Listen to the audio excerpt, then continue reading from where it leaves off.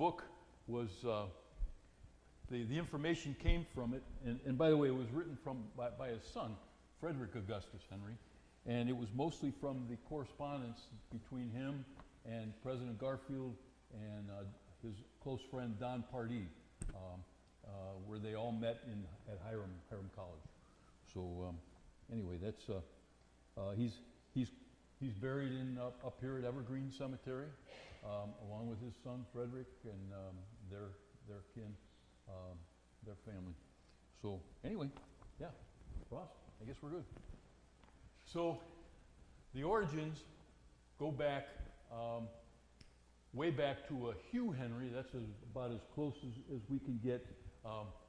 And they were Scotch Presbyterians that had moved over into Ireland, into the northern province of Ulster in Ireland, and in the county of Antrim. And you could sort of see, I Googled a picture of what that county looks like now, and it's kind of an idea of where it is. He, around 1720 or so, there was a big movement from Ireland to the United States. There were a lot of reasons for it. There's so many that I'm going to have to read them here. There prolonged drought, series of epidemics, depressed state of linen exports, an increasing oppression of extortionate rents, and compulsory religious conformity, such that there was a big group of people that moved from Ireland to America in the, mostly to the Massachusetts and New Hampshire area.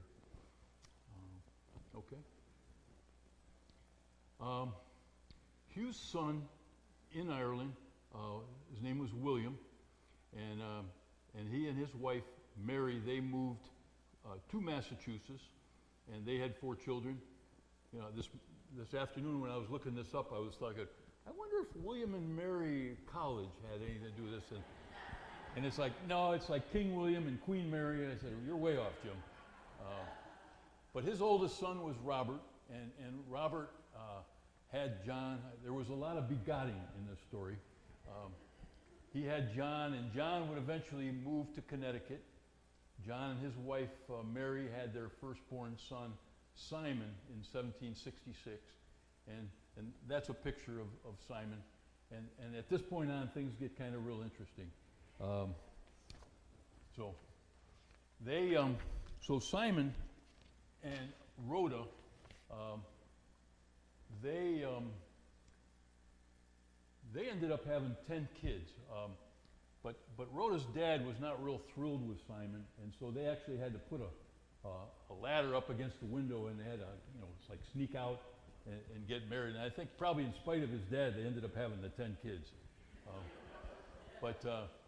So the 10 children's names were Orrin, William, John, Rhoda, Ann Osborne, Mary, Simon Nelson, Calvin Parsons, Milo, and Newton.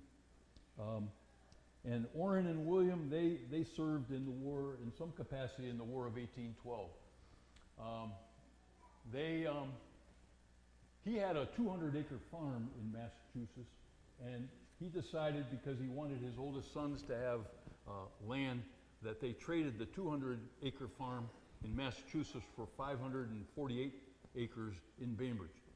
And so they decided that, now my descendant was John, and he was in the War of 1812, and he always wore this one sweatshirt that had L.A. on it, and but Rhoda, his mom, did not want him in the service, and really pressed her husband Simon to get him out of there.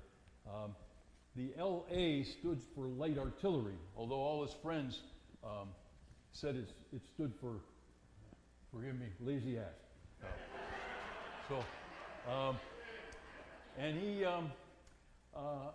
so his dad, Simon, told Orrin, the oldest, said, I want you to go a year early to Bainbridge, and I want you to build us a cabin, and I want you to take one of your kids, one of your brothers with you.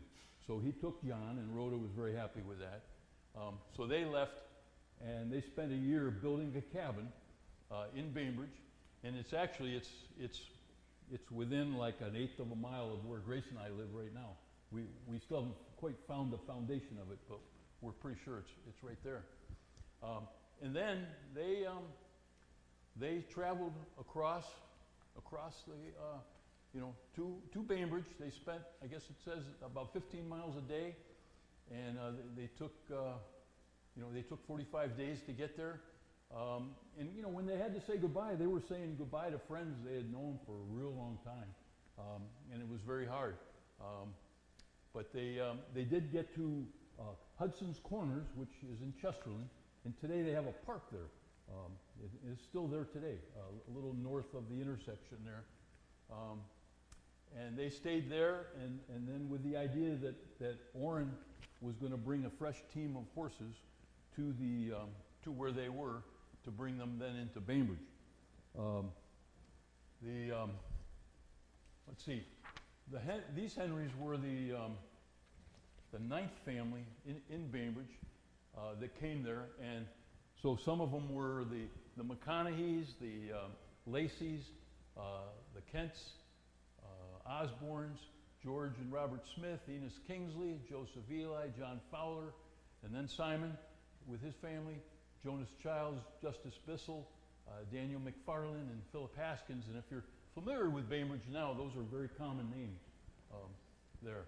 So they did make it across, and when Orrin came with his team, he brought two of those families, and I got them in italics there. John Fowler, I believe it was, and Robert Smith, and they came with him, and that was a very tearful reunion because they really didn't think they were ever going to see them again. So that was pretty good. Okay, Ross. So when they got there, Simon, and if I had a little laser pointer, I'd show you, but on the far right of that little rectangle I drew, Simon kept the first 100 acres. He gave the next 100 acres over to his oldest son, Orrin. And then next to Orrin was William, and that's right on the east side of the Chagrin River there. And then on the other side of the Chagrin River was John, which is, again, my I can't remember how many great-great-grandfather. And then Simon kept the other 80-some acres next to that. And right now we still have a lot of Henrys that live on John's part of that. My wife and I live there. My daughter Anna and her family, they're back there right now. They moved there. Todd and Katie moved back from Alaska. They happened to be able to find land there. My daughter Erin, and so we're feeling very lucky that we still have some roots there. Okay, let's see. So the cousins.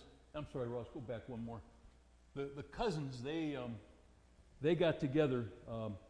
There was Charles was known as Shuck because he was always borrowing his older brother Simon's boots, and finally his brother told him he had enough, he had to get his own, so he had to shuck a bunch of butternuts in order to make enough money to buy his own pair of boots. And so then he was able to cross the river and play with William's son Harrison, or Soup they called him, and then Orrin's son, which was farther back over, his name was Hack, Marvin. And so it was Hack and Soup and Shuck that would play together, and they didn't get a lot of time to play because back then that was quite a distance to be able to get together all the time. But there's a lot of stories of horses running around down by the river and everything, and it's interesting in that area of that rectangle on the far right side. There's a let's see, it's called the Fowler Cemetery, the Southeast Cemetery on Haskins Road. And there's a small cemetery there, and that has a lot of Orrin's, Simon's family are buried there. In about the middle of that, off of Brewster Road, is a place called Old Southwest Burial Ground, and that's on Joan Demersion, a reporter for the Schrin Times. She lives in that property, and the cemetery happens to be right on there. And then a lot of the people who live more on John's side are buried right here in Evergreen. And that's Charles and his son Frederick and a lot of his kids and their wives, and they're all right there. Yeah, okay. So John and his wife Polly, that's Polly there on the right on the horse, and I think that might be right there in Chagrin Falls, right here. They built a house right below right now where Grace and I live, and Charles was the 7th of 9 kids, and Frederick, the author of the book, in writing, he says, your grandpa and grandma had, I think, 9 children who lived to preach and do other things. 2 or 3 died young, probably the best ones. So Charles's oldest brother, Simon, and I know there's a lot of Simons and Johns because they kept reusing the names, so it's hard to keep track of it all. But Simon's oldest brother, he built a house off of what's now Geauga Lake Road, what we call the Big House. Some of you, if you've ever traveled south on Geauga Lake and crossed Pettibone, there's a big house up on the hill, and that's really where a lot of this story takes place. And that's where, I mean, President Garfield came and visited him a lot. And anyway, so his older brother built this house, and he built it for his wife, Prudence Southworth. And apparently he told Prudence that he owned all the 500 acres, and of course he was wrong, and so she left him. So when Simon and the rest of the kids who were living down below in a real small cabin, when he left that house, they all moved into it when Charles was 10 years old, and that's where they kind of stayed ever since. And that was the house that got kept getting built up on, and where well, it's still there today. And so his family is on the left. His mom and dad are at the very bottom, and then his brothers and sisters are in the middle there. But that's Charles at the top right there, who would be my great-great-grandfather. Okay.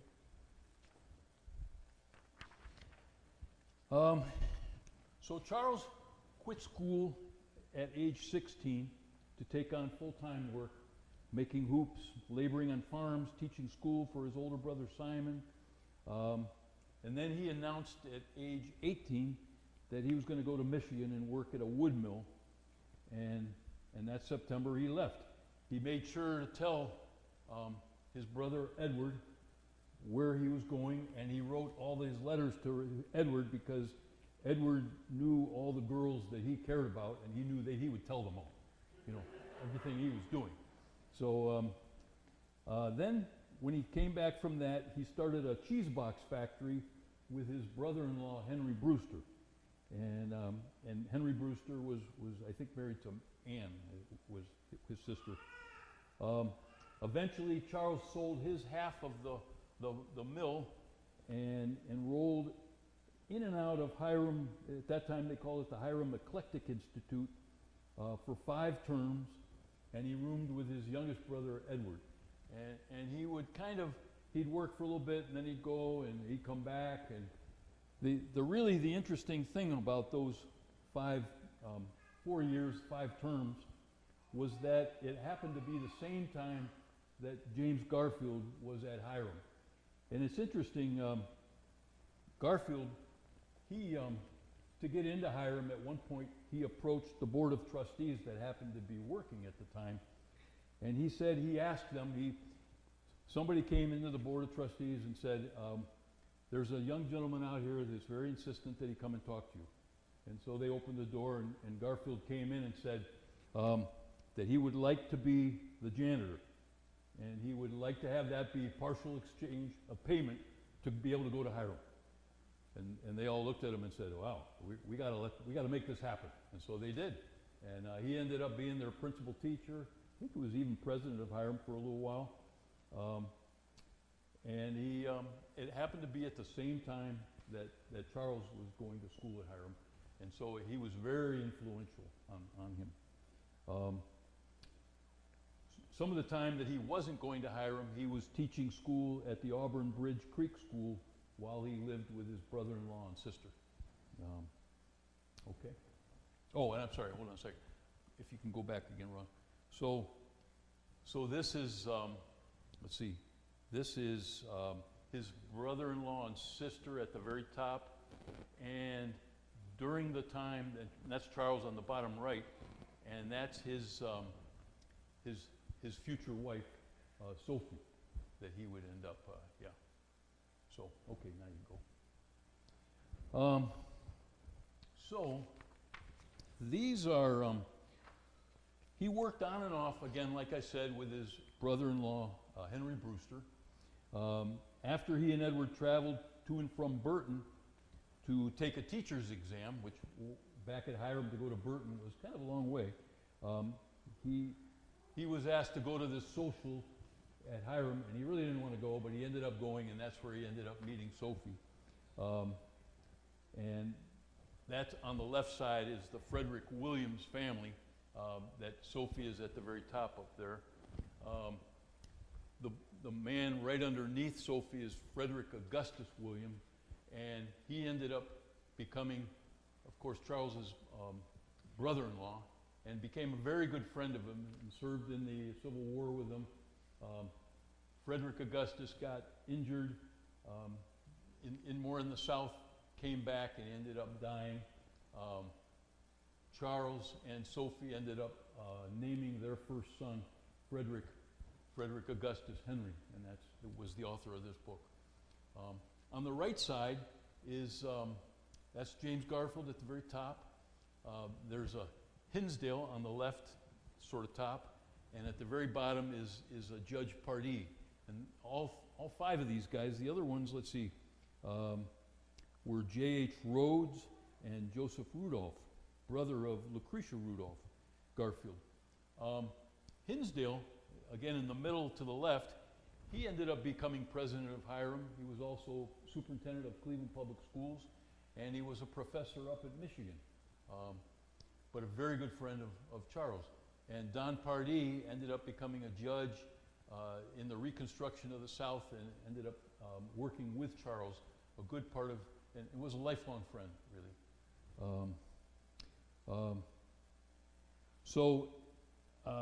Let's see, and some of the, Charles at this point was able to get Garfield, he came to a bunch of, Garfield had some debates in Chagrin Falls here with a guy named Denton, and I haven't done my research on him, I'm not sure who he is, but at this time, they were also doing a lot of Lincoln-Douglas debates, and this Denton-Garfield debate, it was a big debate time around here, and Charles would come to and listen to some of these debates. His youngest brother, Edward, they lived together at Hiram. They roomed together, and he was very excited about the Civil War, felt very compelled, and he was like the first one in the family to enlist. So when Charles got done with school, he felt like he needed to go back to the farm and help out there because Edward wasn't there any longer. And so he accepted a teaching job in Solon, close to home, because that's the Henry property is real close to Solon. And he talked to his neighbor, a Dr. Shepard, and Dr. Shepard was kind of ready to cede over his medical practice to Charles, but Charles said he really was more interested in going into the war. While he was back at the homestead, a little more west of Hiram, doing his teaching at Solon, he got visited by Garfield, who at that time I think was a state senator, and also by his future brother-in-law, Frederick Augustus Williams, and they talked him into coming back to Hiram because they were getting ready to sign up a regiment, the 42nd Regiment, for the war, and Garfield was going to lead it. So he did. He came back. and he was the first to enlist under the state senator Garfield, and at that time they put him in the 42nd as a sergeant. Okay, Russ. So their first involvement in the war, but those top two pictures are Charles, and on the right side is Charles standing, and his friend Pardee, Don Pardee, is sitting down. Their first engagement was in eastern Kentucky, Pound Gap and Cumberland Gap. They were at the battle at Middle Creek, Kentucky, and it was a very small battle, and it was led by Garfield, but it happened to be the first Union victory, and they would end up participating in a lot more skirmishes in Tennessee at the same time. This is where Frederick Augustus Williams ended up getting sick, got hurt, and ended up coming back to Ohio, and while he was back in Ohio, he did pass. Garfield moved on, and Charles, at this time, actually, Garfield was told by Lincoln that he needed him in Congress, and so he ended up leaving his service in the war, and Charles and Don Pardee then became very good friends. In fact, Don Pardee was very famous. They would go across the enemy lines and look for food and stuff to bring back to the army. And at one point, he went across with a group of soldiers, and when he came back, he found that there were like 15,000 rebel soldiers around there, and he kind of stalled them by taking all the guys and moving them from different places to making them seem like they were a much bigger army than they were, and that was a big thing, and it gave them a lot of time to get people to get down where they needed to be. Eventually, Charles traveled down the Mississippi River to the Battle of Vicksburg. They were at this Chickasaw Bluff. It's on the Yazoo River, 8 miles north of Vicksburg. And Charles and his soldiers, they saw a lot of action there. Charles ended up being shot in the foot, and he ended up on a 50-day furlough back to Ohio. Okay. And when he got done, they wanted him to go down south and to be with his friend Don Pardee to kind of help as they kind of worked as an assistant and a justice of the peace, a wartime governor. At that point, the war is winding down, and the Mississippi River is in Union control. Charles, he knew though there were still a lot of Southern sympathizers, and so he would get these people who were working, or the ladies who were going into town and then leaving town, and he kind of suspected something was going up, so he would have all these ladies in their big dresses, get up on the wagon, and then he would tell them, okay, now I want you to jump down. And when they would jump down, all the strings holding the hams for the soldiers would break and fall down on the ground. And so he'd find out who was carrying, sort of contraband back, and he could stop that. At the same time, while he's working down there, he's making some good money down there, and he's sending the money back to his brother-in-law, Henry Brewster, to save it to be able to buy land for when he comes back. Let's see. In 1864, he returns home. 3 weeks later, he marries Sophie at her parents' home in Ravenna. They return to Baton Rouge. Sophie realizes this is a chance for them to kind of get ahead, and she's okay with it, but she really doesn't like the heat, doesn't really want to be down there, and frankly, Charles doesn't either.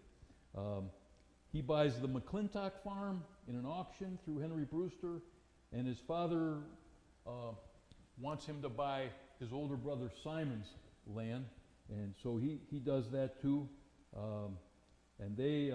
But they do end up coming home, but they're a little worried about how they're going to make money selling eggs and maple syrup and stuff like that. But Charles had some problems with heat when he was down in the south, and that still kind of affects him.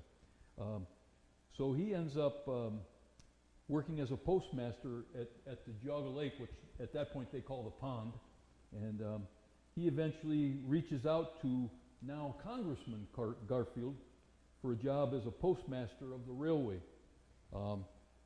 Later he buys the Russ Farm and from his neighbor Henry Shippard. So he's slowly kind of getting this tract of land.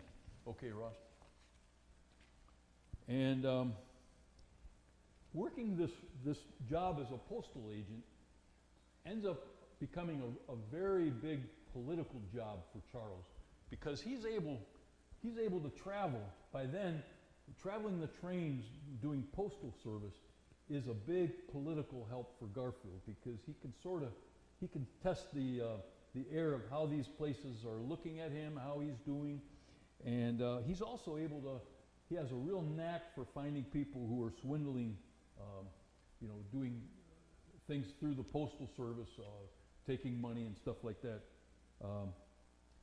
And during that same time that he's the eyes and ears for Garfield, he ends up meeting the presidents, both Grant and Hayes. But at that same time, he has a loss of his son, Don Pardee Henry, who was only like 1 year old. But now, at this time, Garfield, he's worked so closely. He's worked with Charles for a long time. They're very, very good friends. Charles ends up, or Garfield ends up becoming president, and that's he wants somebody who's been so loyal to him, Charles, to be real close to him, and so he appoints him as Marshal, U.S. Marshal, and he gets approved by the Senate. But of course, his presidency doesn't last long. He gets killed, assassinated by Charles Guiteau. In fact, Charles ends up visiting Guiteau in his cell, and the guy was a little crazy, and he didn't like the other the guy who was running for him, and so he told him, when he was in the cell, he said, you know what, I made a mistake. I think I like Garfield better. I said, this other guy, but he thought that if he would shoot, he thought that if he would be able to shoot Garfield, that the other guy who would be president would give him an ambassadorship in Europe. And so at that time, everybody thought that Charles, U.S. Marshal Charles, was going to be the hangman, and he was being sent all kinds of masks to be able to put on him, and rope, and but he wasn't the hangman, and somebody else was, and they talked about all the extra rope they had at the farm because of that. So he eventually he leaves the U.S. Marshal Service after a year and a half. He ends up reaching out to his friend Don Pardee, who was still working down in the South, and he ends up going back down south to work there. Okay, Ross? And these are some pictures of Sophie and his, I think that's his son, Jimmy, there with them, and some of the people that he worked with down south. He rides the rails for he rides the rails for 5 years, but his heart is really back in Bainbridge. He's got all this land now, and he would really rather be back home. But he's got kids. He's got 3 kids to put through, or no, he's got more than that. He's got kids to put through college, and he knows he needs to do that. But he does oversee all the maple sugaring business. He's got 400 acres right now, and he's putting kids through college, and he's got tenants that he's paying for. But he does end up coming home, and he gets a job inspecting public buildings in a 3-state area. Okay, Ross? This is real interesting. He ends up working, the 2 sons of President Garfield, they hire him because they're lawyers in the Cleveland area, and they are a part of a surety business, and apparently they had a case where a guy embezzled a whole lot of money, and the guy's also mocking them. He apparently he went down to South America, and he's been mocking them. He says, "Yeah, hey, come and get me," you know. And he has all this money that he stole from them. So anyway, they talk to Charles and say, "Hey, you want to go down to South America and find this guy?" You know, and all he had to go by was some handwriting and a picture. And so Charles says, "Sure." So he's in his late 50s, and he gets on a steamer. He's on this steamer over Christmas. He travels. You can see the black line on the right. He travels to all these places, obviously traveling in places he's never been before. And again, all he had was a picture and some handwriting. He ends up traveling to Jacutinga, Brazil, by way of Sao Paulo and Rio de Janeiro, and Barbados, Martinique, and St. Thomas. And it's interesting because while he's on this ship, and obviously this time it takes a long time to travel all this way, and while he's heading down there, he befriends all these people. And this one guy is like, seems very well off, and the way he's talking, it's like Charles suspects him that he could be somebody just like this other guy. And so he keeps inquiring, and he keeps gathering information. He gets him somehow to write something, so he has a handwriting sample. He gets, at some of these stops along the way, he and all his friends, he gets his picture taken, so now he has a picture of the guy. And it turns out this other guy is an embezzler, just like the other one. And so he's thinking to himself, okay, I got to somehow bring both these guys back here. And so he finally gets to Brazil, and he starts inquiring. They have some ambassador type people from the U.S. there, and he goes to them and says, this is how the guy writes, and this is what he looks like. Do you know where he is? I don't know. We don't know where he is. So he starts just sort of like traveling to places and showing the picture, and lo and behold, somebody says, "Hey, I saw that guy.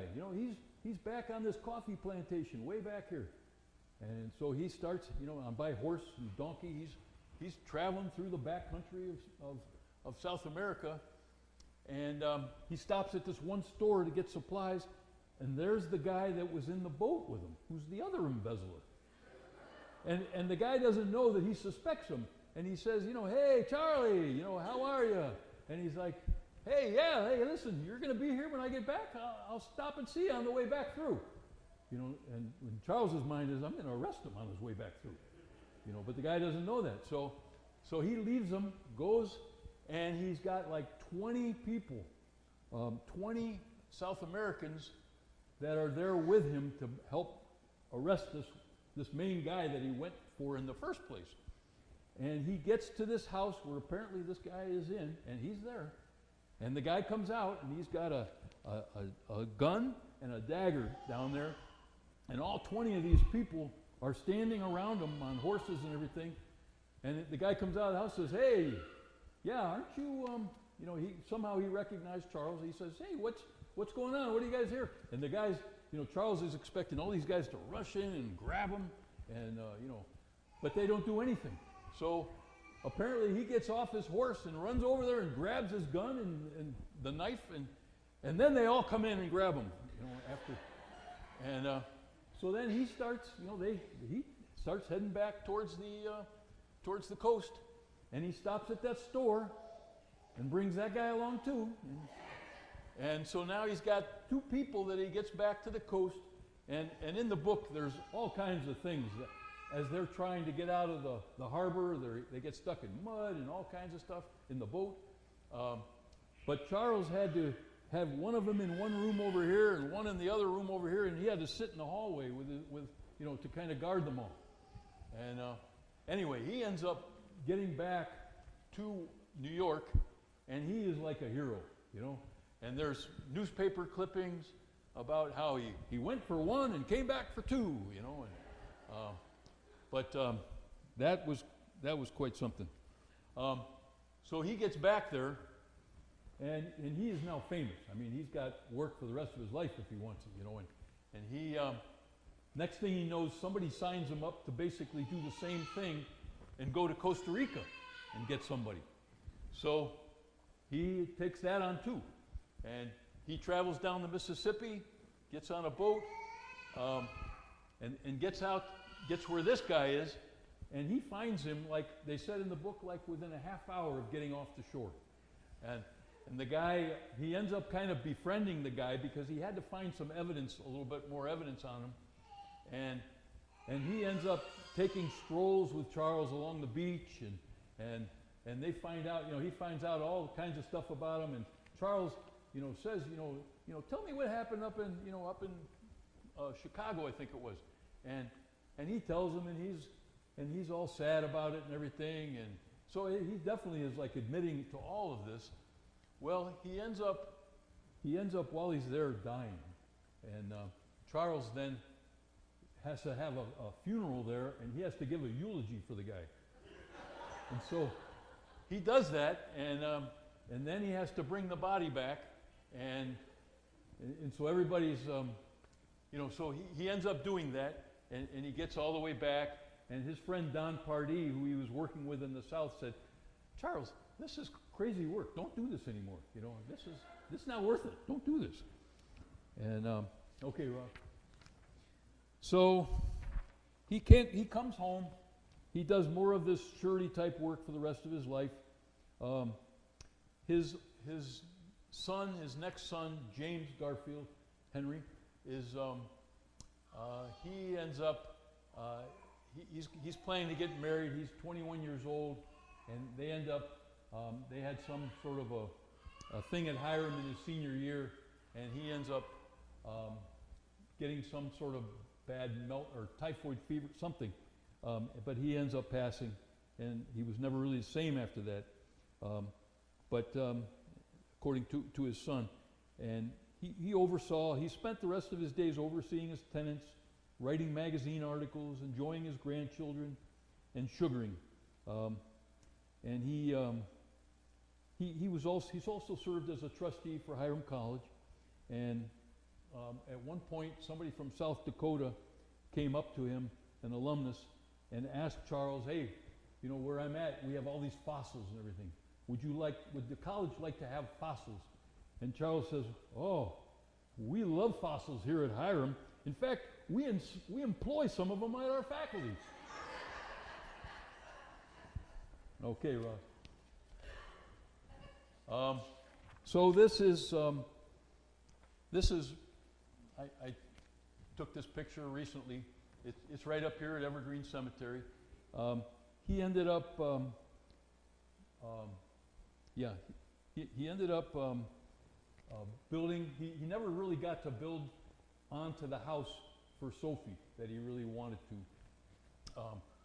Go ahead, Ross. You can go to the next one. The big house used to look like these two pictures.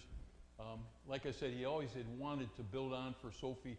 He regretted that. He never got around to doing that. Go ahead again, Ross. And this is the house now. His son Frederick, made sure that his mom, that he did build onto him, and his mom did get to spend her last 6 years of her life at the house with Frederick and Louise. Right now it's owned by some good friends, Mike and Amanda Reiser. One time we visited there, and they still had the old batteries in the basement that they had to keep filling with distilled water. Let's see. He built that east wing on in 1875, and Fred built the additional quarters for his mom 25 years later after that, 1921. And she got to spend the last 6 years, again, like I said, of her life. Frederick would, again, the guy who wrote, his son who wrote the book, would end up becoming a federal judge, and he would leave his house daily and get on, go ahead, Ross, and get on this train station right on Geauga Lake Road. And it used to be up there, but it's no longer there anymore. But he would take this, get at the train station and take the train into Cleveland every day, And then when he would come home, the kids could hear the whistle of the train, and they would run down from the big house to the train station and meet their dad. And my dad grew up at the big house, some there. So I think that's it. Yeah, that's it. So any? Yeah. Thank you. Hopefully I can answer some questions. Yeah, Peter. I'm sorry?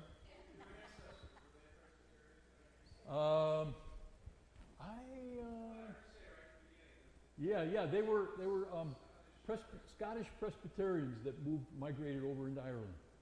Yeah. Well, I don't know, Grace, you want to answer?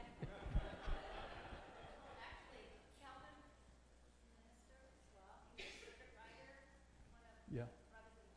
Yeah.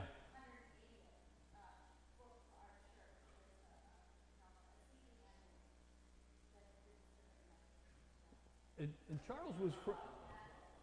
Charles was friends with Dr. Curtis. I don't know if you remember Curtis Clinic, for some of you used to be here. Yeah. Any other questions?